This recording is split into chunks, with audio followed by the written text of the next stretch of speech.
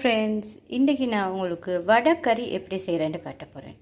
இது எந்த மெத்தடில் தான் நான் செய்ய போகிறேன். இந்த கறி எப்படிக்கின்னு உங்களுக்கு நான் இன்றைக்கி எந்த வீடியோவில் காட்ட போகிறேன். Welcome to my YouTube channel. இது வரைக்கும் என் சேனலை நீங்கள் சப்ஸ்கிரைப் பண்ணாட்டி டக்குன்னு சப்ஸ்கிரைப் பண்ணிவிட்டு வாங்க என் ரெசிபியை பார்ப்போம்.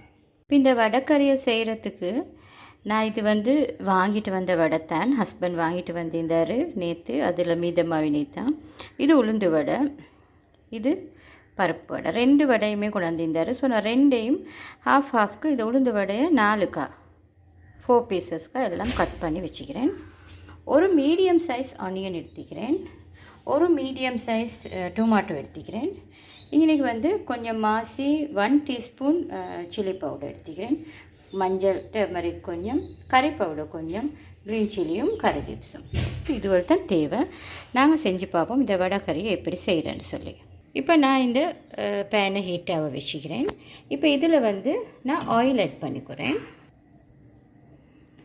ஆயில் ஒரு 2 டீஸ்பூன் மட்டும் ஆட் பண்ணிக்கோங்க. மிச்சம் தேவையில்லை. இதுக்கு ஆயில் அளவாய்ந்தால் போதும். ஆயில் கொஞ்சம் ஹீட் ஆகக்குள்ள நான் இதுக்கு ஆனியன் ஆட் பண்ணிக்கிறேன்.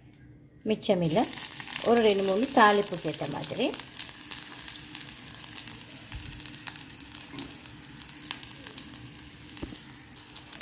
அதை நல்லா கொஞ்சம் ஃப்ரை பண்ணுவோம். வடைக்கறி ஒவ்வொரு சிஸ்டத்துக்கு செய்யலும் கோகோனட் ஸ்க்ரேப் கோகோனட் அதை கிரைண்ட் பண்ணி போடுவோம் மேலும்.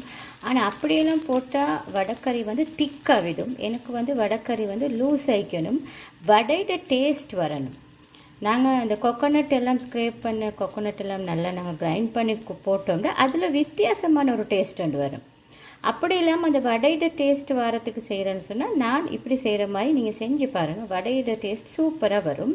இது கொஞ்சம் நல்லா ப்ரௌன் கலராக மட்டும் வதங்கணும்.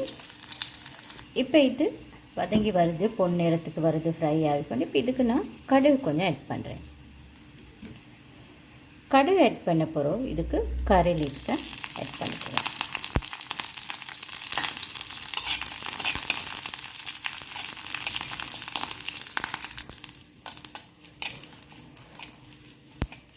இப்போ இது வதங்கிடுச்சு.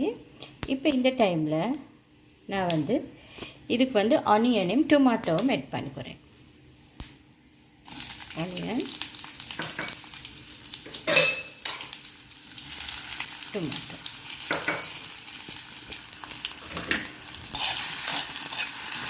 ஆட் பண்ணி இதை மிக்ஸ் பண்ணிவிட்டு இதுக்கு நான் சால்ட் ஆட் பண்ணிக்கிறேன்.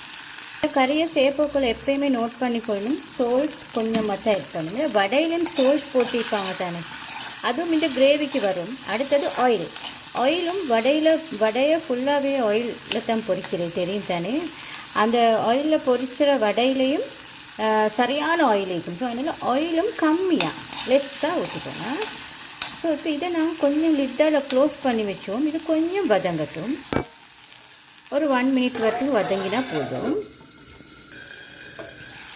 இப்போ இதை நல்லா வதங்கிச்சு.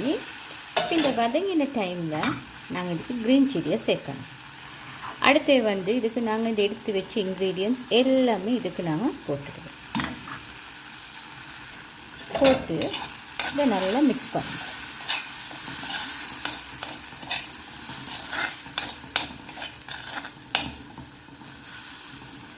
மிக்ஸ் பண்ணி இதுக்கு ஒரு 1/2 கப் மட்டும் வாட்டர் ஆட் பண்ணணும்.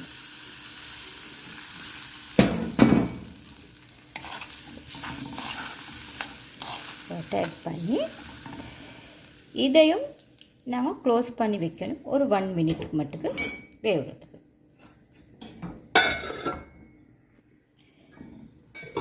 இது நல்லா ஹீட் ஆகுது.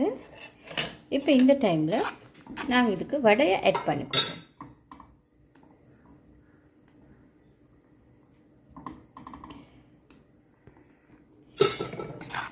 ஆட் பண்ணி இதை நாங்கள் நல்லா மிக்ஸ் பண்ணணும். உண்மைக்குமே இப்போ இந்த அவ்வளோ தண்ணியையும் இந்த வடை அப்படியே இழுத்துக்கொள்ளணும்.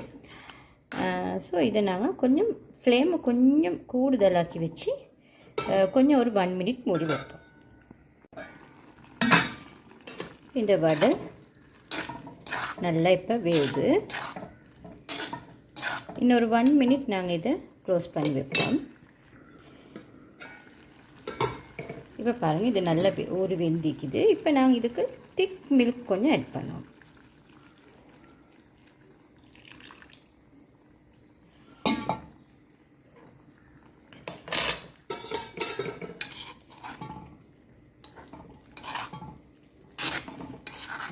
இதை நல்லா கொஞ்சம் நாங்கள் ஹீட்டாக விடணும். மிச்சம் ஹீட்டாகினா திரண்டுடும். ஸோ அளவாக ஹீட்டாக கொஞ்சம் க்ளோஸ் பண்ணித்தான் ஒரு 30 செகண்ட் போல் வைப்போம். இப்போ இந்த கறி ரெடி ஆகிடுச்சு. இப்போ நாங்கள் இதை சர்வ் பண்ணிக்கொள்வோம்.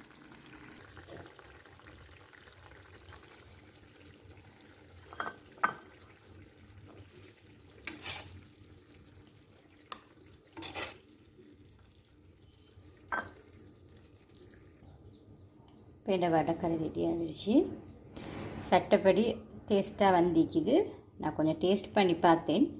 சட்டப்படி டேஸ்ட்டாக வந்திக்குது. உண்மைக்குமே இந்த வடைகளும் நல்லா நல்லா வெந்திக்குது. ஸோ இந்த வடைக்கறி உங்களுக்கு பிடிச்சிக்கும்னு நினைக்கிறேன் ஃப்ரெண்ட்ஸ். அப்படி பிடிச்சிருந்தா நீங்கள் இந்த ரெசிபிக்கு லைக் பண்ணி ஷேர் பண்ணி சப்போர்ட் பண்ணிட்டாங்க. இந்த சேனலை நீங்கள் சப்ஸ்கிரைப் பண்ணிட்டு இது வரைக்கும் நீங்கள் டக்குன்னு சப்ஸ்கிரைப் பண்ணி பெல் ஐக்கனை கிளிக் பண்ணிக்கோங்க. இதே மாதிரி இன்னொரு டிஷ்ஷோட நான் உங்களை சந்திக்கிறேன். அது வரைக்கும் பாய் பாய் ஃப்ரெண்ட்ஸ்.